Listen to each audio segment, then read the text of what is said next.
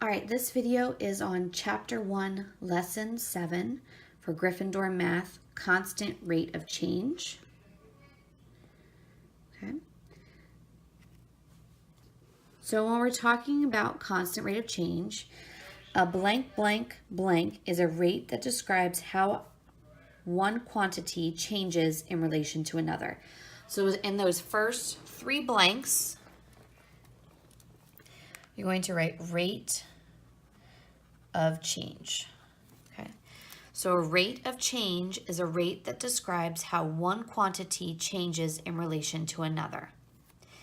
In a blank blank, the rate of change between any two quantities is the same. So in a linear relationship, so linear, L-I-N-E-A-R, linear relationship, the rate of change between any two quantities is the same. So basically a linear relationship means it graphs a straight line, okay?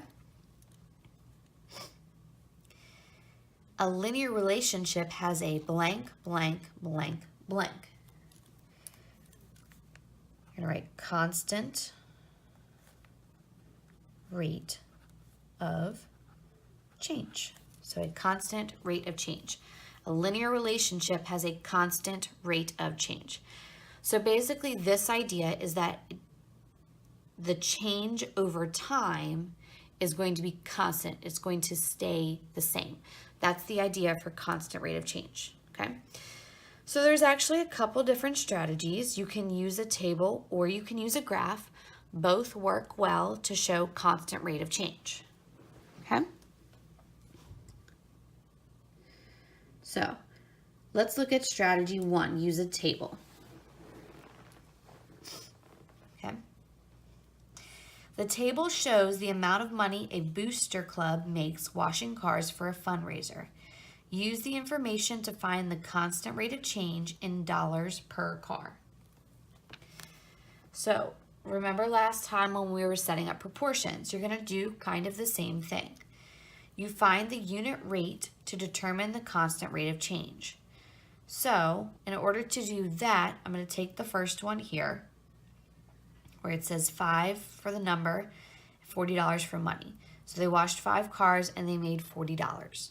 Okay, in order to figure out the unit rate, recall way back from lesson 1 that unit rates have to have a denominator of 1.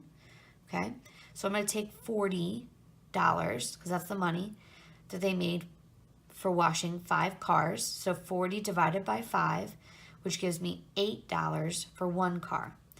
So the number of dollars earned increases by $8 for every car washed. You can go and double check this by multiplying the number by 8. It should give you the amount of money that they earned. The second strategy is using a graph. So the graph for the same exact type of equation, okay? The graph represents the number of t-shirts sold at a band concert. Use the graph to find the constant rate of change in numbers per hour, okay? Now, in order to find this rate of change, I'm going to look at my graph. The graph has time as the x on the x-axis and t-shirts on the y-axis. Now, at 8 p.m., so here's 8 p.m. At 8 p.m., they had sold 25 t-shirts. Okay, so that's important to know. At 9 p.m., they had sold 30 t-shirts. And at 10 p.m., they had sold 35 t-shirts. So you can see just by looking at it that I go from 8 to 9. I went from 25 to 30. That's an increase of 5. Going from 9 to 10, that's an increase, again, of 5. So my constant rate of change is probably going to be 5, but we can double check and make sure. To find the rate of change, I pick any 2 points on the line. So let's say I picked 8, 25, and 10, 35. Okay. Then I set it up. Change in number. So the change in number, 35 over 25. So your y values, your change in number, 35 minus 25 over your change in time. So how long did it take? From 10 to 8, that's 2 hours. So 35 minus 25 gives me 10, and 10 minus 8 gives me 2. So 10 divided by 2 gives me 5. That tells me there's 5 t-shirts per hour. So that's my constant rate of change. Okay. So now you do the 2 problems at the bottom of the page. Try it out. Go ahead and pause the video. And when you're done, come back and we'll go over the problems together. All right, now that you've tried the problems yourself, let's look at them and try to solve them together. The first problem says the table shows the number of miles a plane traveled while in flight. Use the information to find the approximate constant rate of change in miles per minute. So we can see I have minutes to miles, 30 to 290, 60 to 580, 90 to 870, and 120 to 1,160. So they gave us a table, so we're going to use the strategy use a table. And I'm going to pick any 2 numbers. Doesn't matter which numbers you choose. I'm going to go with the first one. Okay? So I'm going to come over here. And I'm going to set it up. Distance over time. Okay? Because usually it's your y value, your distance in t-tables or in charts like this. Your second value is usually your y value. That's usually the one that goes on. That's usually your numerator. Okay? So I have distance over time. So the distance I chose was 290 over my time, which was 30 minutes. And now I'm going to divide. When I divide 290 by 30, I get 9.6. Okay. You can do the math to double check. You can notice that they both have a 0 here on the ends, so that just cancels itself out. So now I have 3 and 29, so 29 divided by 3. 3 goes into 29 9 times. That's 27. When I subtract, I get 2. So I can add a 0.0 and bring it down. 3 goes into 20 6 times, which gives me 18. And then it's just going to repeat over and over again. So get 9.6 repeating. Okay. And they did tell me approximately. So 9.6 I can round up. And we use the squiggly equal sign. That means that it's approximately 10.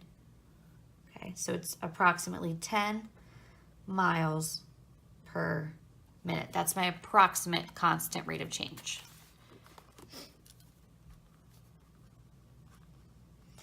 You really want to make sure that you include your units with everything that you do to make sure that you've got the correct answer. Okay.